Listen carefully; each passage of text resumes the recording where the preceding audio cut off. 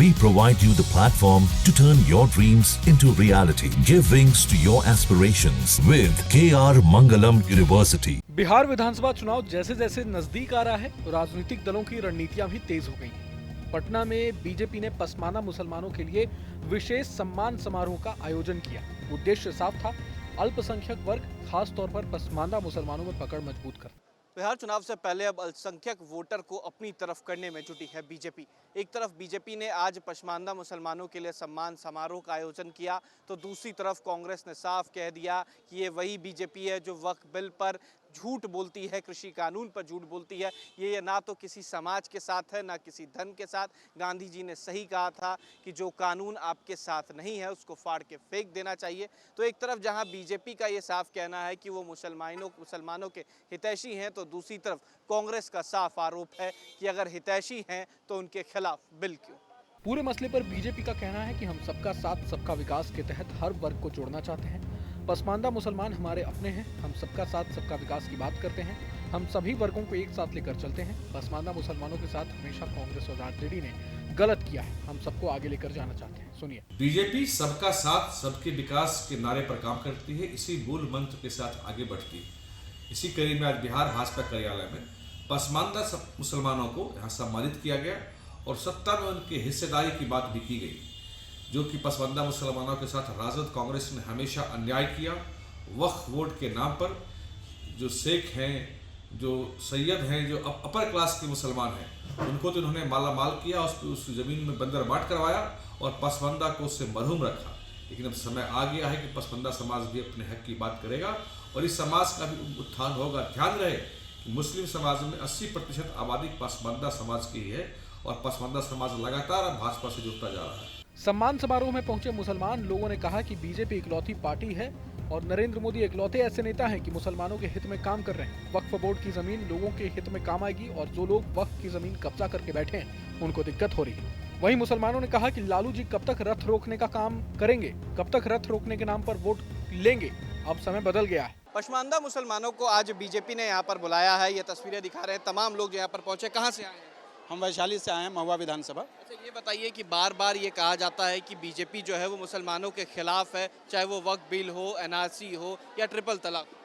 ये सिर्फ मुसलमानों में भ्रम फैलाने की बात की जाती है। आप ये बताइए कि ये लालू जी जो हैं, एक रथ यात्रा रोक करके उसका लाभ कितने दिनों तक लेंगे? ये पसमानदा मुसलमान अच्छी तरह समझ रहा है। अब इससे पहले देखिए वो जो देश बचाओ दिन बचाओ वाला जो मामला आया था, उसमें क्या हुआ?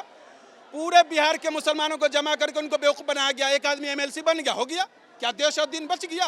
एक आदमी एमएलसी बनाने के लिए पूरे कौम को ठगा गया। वैसे ही कल बोला है सिर्फ बचाने की बात करते हैं, सिर्फ जुमलाबाजी है। तो काम की जो आरजेडी है या कांग्रेस है मुसलमानों को ठगती है। बिल्कुल ठग रही है, मुसलमानों को ठग रही है।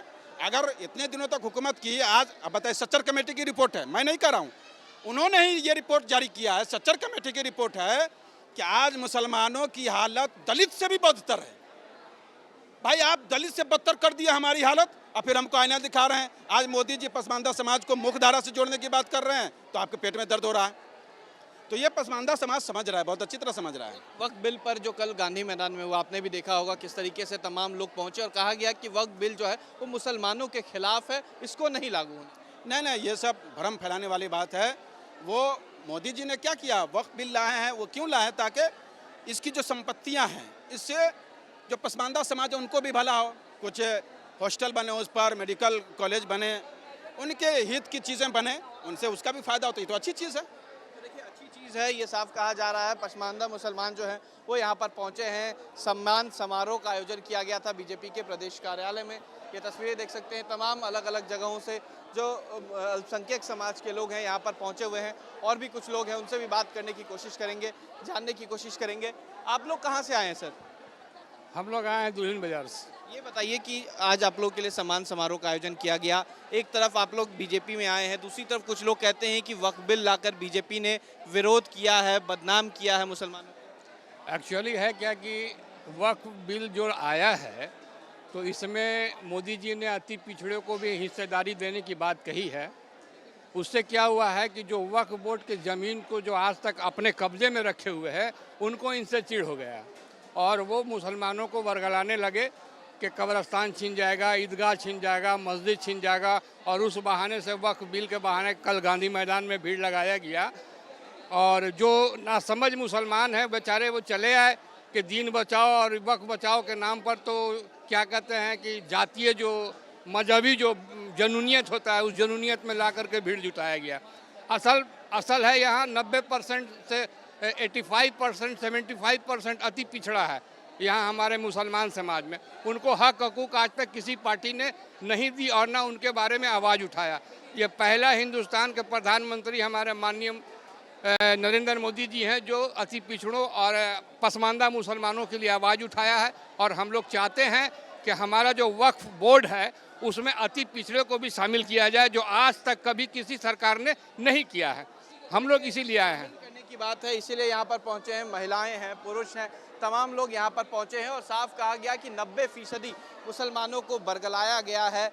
ये वो लोग हैं जो पिछड़े हैं और उनकी राजनीति जो है वो कर रही है आरजेडी, और जानबूझकर इन लोगों को बरगला कर कल पटना के गांधी मैदान लाया गया। विपक्ष इस पूरे मसले पर सवाल उठा रहा है। कांग्रेस ने बीजेपी पर दोहरा रवैया अपनाने का आरोप लगाया है। सुनिए। तो प्रधानमंत्री जी ने शमशान, कब्रिस्तान, दिवाली, रमजान, मांस, मटन, मछली किसके लिए कहा था?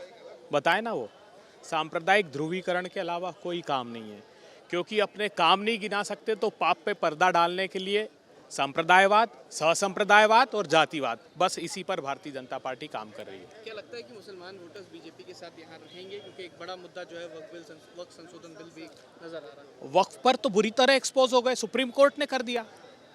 हम तो हाउस कह रहा था कंसिस्टेंटली।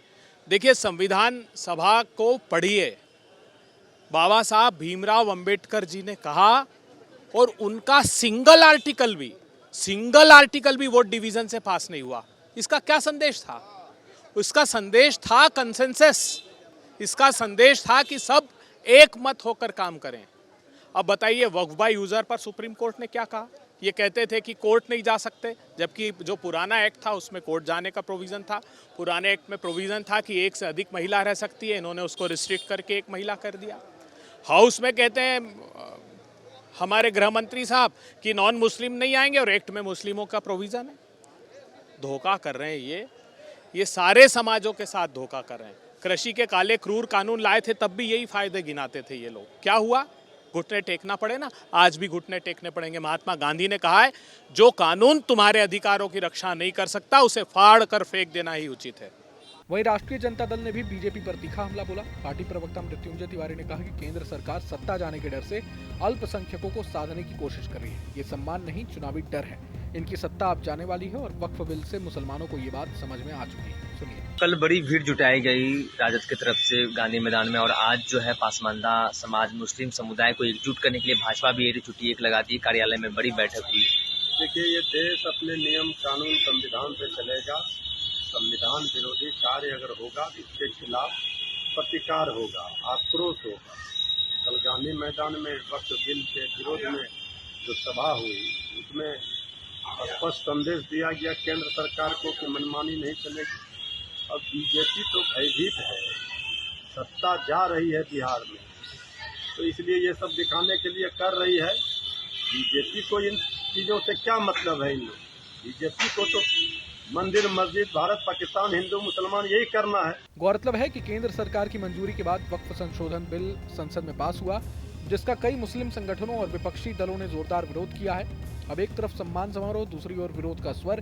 बिहार की चुनावी फिजा में अल्पसंख्यक वोट अब सबसे बड़ा मुद्दा बनता जा रहा है। आने वाले वक्त में मुसलमान किसकी तरफ रहते हैं ये देखना दिलचस्प होने वाला है। लेकिन पूरे मसले को लेकर आप क्या कुछ सोचते हैं हमें कमेंट बॉक्स में जरूर बताएं। अगर आपको ये वीडियो पसंद आए तो लाइक करें और चैनल को जरूर सब्सक्राइब करें। जहाँ भक्ति है हर शब्द में, कथाओं में छुपे हैं दिव्य रहस्य, और ज्योतिष देता है जीवन को दिशा। धर्म से जुड़ी हर बातों को जानने के लिए हमारे चैनल स्तुति को सब्सक्राइब करें। चैनल पर जाने के लिए इस लिंक पर क्लिक करें।